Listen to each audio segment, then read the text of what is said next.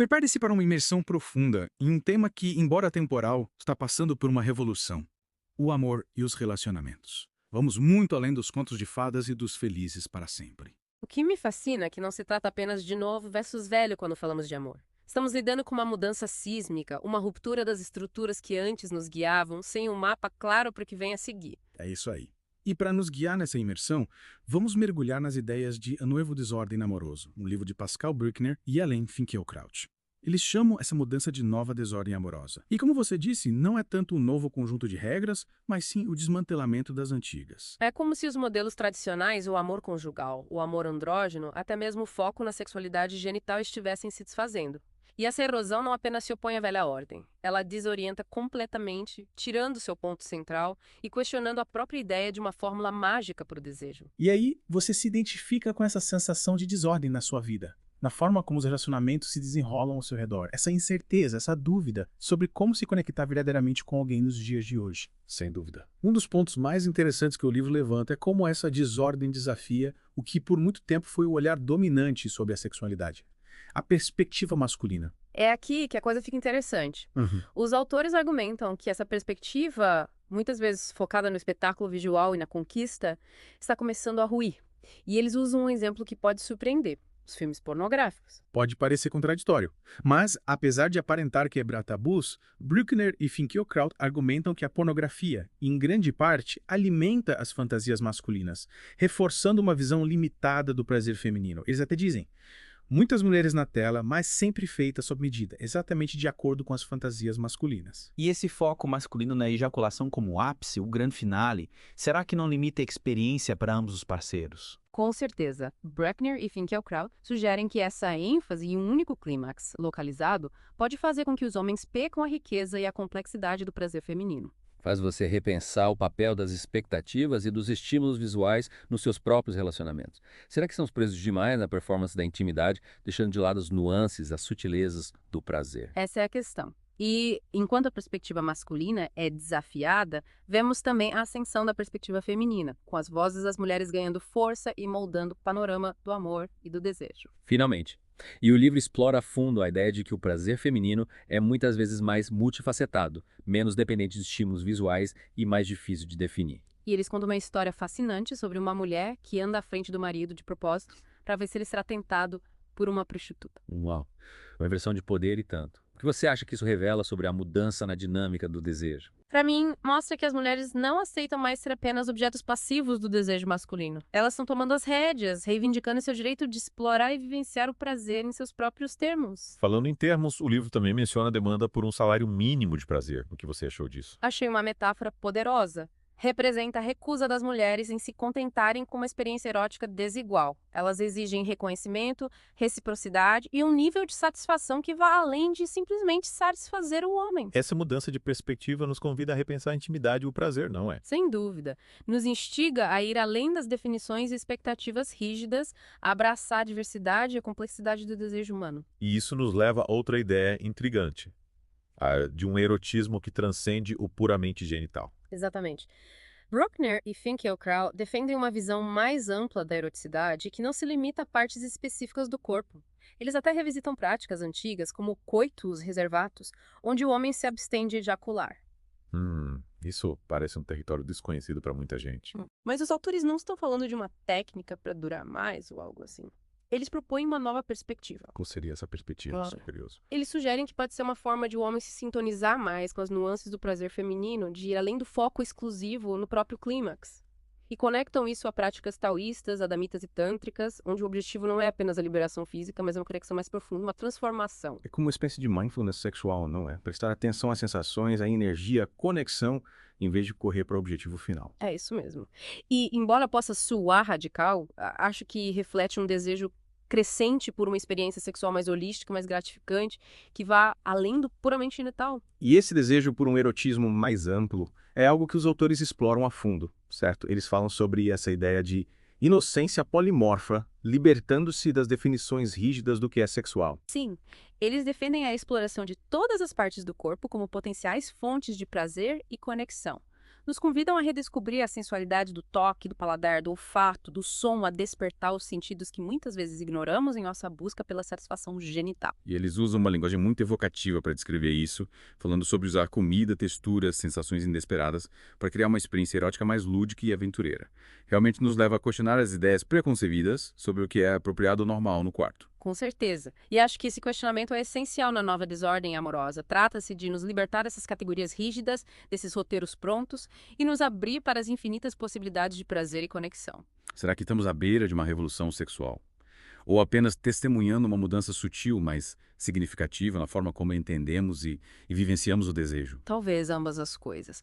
Mas o que é inegável é que os modelos antigos estão se dissolvendo. E em seu lugar surge um novo panorama mais fluido, mais diverso, mais atento à complexidade do desejo humano. E enquanto navegamos por esse novo território, é fundamental darmos voz a quem por tanto tempo foi marginalizado ou silenciado. As vozes das mulheres, das minorias, de todos que ousam desafiar as narrativas dominantes sobre o amor e a sexualidade. Porque é nas suas histórias, nas suas experiências, que podemos encontrar as pistas para decifrar essa nova desordem amorosa e o que ela significa para o futuro da intimidade. Antes de prosseguirmos, quero compartilhar uma passagem do livro que realmente encapsula essa ideia de mudança de perspectiva e a importância de desafiar o status quo. Pode mandar ver. Lá vai.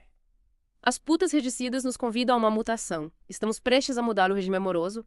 Um mundo indeterminado sucede lentamente à ordem da transparência. Putas regicidas, que imagem poderosa. É como se eles dissessem que essas mulheres, tradicionalmente vistas como as mais marginalizadas no cenário sexual, estão na linha de frente da revolução, desmantelando a velha ordem. Exato. E esse mundo indeterminado que eles mencionam é o que estamos explorando. Um mundo onde as antigas certezas, as definições rígidas, as fronteiras claras entre amor e desejo se dissolvem. E, em seu lugar, ficamos com essa sensação de incerteza, de possibilidade de um futuro ainda aberto. Um futuro onde a ordem da transparência, aquelas suposições sobre como os relacionamentos devem ser, como o desejo deve se manifestar, já não é o modelo dominante. E, à medida que avançamos para a parte 2 desta imersão, vamos continuar explorando as implicações dessa mudança, investigando o que ela significa para o futuro da intimidade, da conexão e do prazer. Retomando nossa imersão, estávamos falando sobre a ideia de minorias e seu impacto nas normas sociais. É interessante como esse conceito se conecta com a dinâmica em transformação entre homens e mulheres no amor e no desejo. É verdade, nos faz questionar as estruturas de poder tradicionais. Quem define o que é normal ou desejável? Exato. E, como vimos, a perspectiva masculina dominou essas definições por muito tempo, principalmente na sexualidade. Mas Bruckner e Finkielkraut argumentam que esse domínio está sendo desafiado e apontam para uma fonte inusitada, as forças de mercado que antes pareciam reforçar o controle masculino. Espera um pouco, como assim? Como as forças de mercado, tipo a prostituição, podem desafiar o domínio masculino? Parece contraditório. Pode parecer à primeira vista. Mas pense na visão tradicional da prostituição. A mulher como objeto passivo, uma mercadoria para o prazer masculino. O que acontece quando essas mulheres exigem mais? Quando se recusam a ser apenas receptáculos de fantasias. É a ideia do salário mínimo de prazer, certo? As mulheres se recusando a aceitar menos do que merecem na troca erótica. Isso mesmo.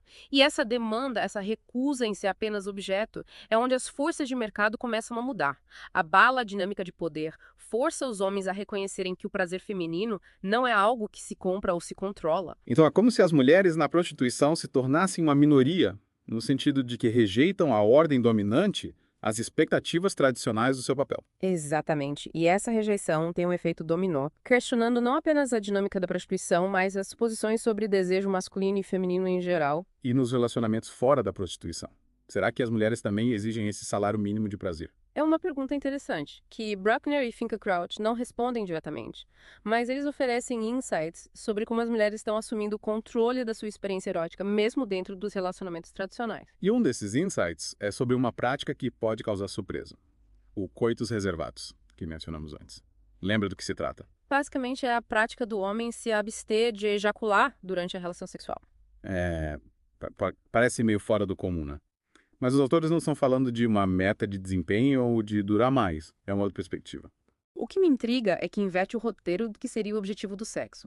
Não se trata tanto do clímax masculino, mas de uma jornada de exploração e sensação compartilhada. Eles sugerem que é uma forma do homem se sintonizar com a complexidade do prazer feminino, ir além do foco no próprio clímax. E conectam isso a práticas taoístas, adamitas, tântricas, onde o objetivo não é só a liberação física, mas uma conexão, uma transformação mais profunda. Uma espécie de mindfulness sexual, então. Prestar atenção às sensações, à energia, à conexão, em vez de só buscar o final. Exatamente. E por mais radical que pareça, acho que mostra um desejo por uma experiência sexual mais holística, mais gratificante, que transcende o puramente genital. E esse desejo por um erotismo mais amplo é explorado em profundidade, certo? Eles falam da inocência polimorfa, se libertando das definições rígidas do que é sexual. Sim, defendem explorar todas as partes do corpo como fontes de prazer e conexão. Redescobrir a sensualidade do toque, paladar, olfato, som, despertar os sentidos que muitas vezes negligenciamos na busca pela satisfação genital. E eles descrevem isso de forma poética, né? Usando comida, texturas, sensações inesperadas, por experiência erótica mais lúdica, mais aventureira, questiona o que é apropriado ou normal um quarto. Lendo essa parte, me fez pensar em como limitamos nossa exploração do prazer. É verdade. E acho que esse questionamento é central na nova desordem amorosa. Libertar-se de categorias, de roteiros, se abrir para as infinitas possibilidades de prazer e conexão. Redescobrir o prazer do toque, da exploração sensorial, sem se prender a rótulos ou expectativas. E que tipo de exemplos eles usam para ilustrar essa inocência polimorfa? Sugerem usar lenços de seda, uvas geladas, até tinta de dedo, para criar uma experiência sensual e divertida. Redescobrir a alegria do toque, da sensação, sem a necessidade de classificar como sexual ou não sexual. É desafiar as normas e redefinir a forma como experimentamos o prazer, né? Sim. E essa ideia de desafiar normas se conecta ao conceito de minorias, que discutimos. As minorias, nesse contexto, não são definidas só por características etnográficas, mas por qualquer grupo que se posiciona contra a ordem dominante, sem tentar impor a sua. Então eles traçam um paralelo entre como as minorias desafiam as normas sociais e como as mulheres estão rompendo com as expectativas no amor e nos relacionamentos. Exato. Eles veem essas mudanças como interligadas, refletindo um movimento maior em direção à expressão individual e à liberdade. E eles dizem: toda minoria busca esse lugar para si mesma. Isso constitui um gesto exemplar. E essa frase me fez pensar. O que você acha que eles querem dizer com gesto exemplar? Acho que destacam a coragem e a importância de questionar o status quo, de lutar por um espaço onde a diferença seja aceita e celebrada. As minorias, ao desafiarem as normas, abrem caminho para uma sociedade mais justa e inclusiva. E essa luta por espaço e reconhecimento se manifesta de várias formas, né? Vimos isso na sexualidade, com as mulheres buscando o salário mínimo de prazer e explorando novas formas de erotismo. Exato. E essa busca por autonomia e prazer se conecta a uma mudança mais ampla na forma como vivenciamos o amor e os relacionamentos. Estamos nos afastando da ideia de um modelo único e rígido, caminhando em direção à flexibilidade e individualidade. É como se estivéssemos aprendendo a amar e a nos conectar de maneiras mais autênticas, menos presas a convenções sociais, né? Sim.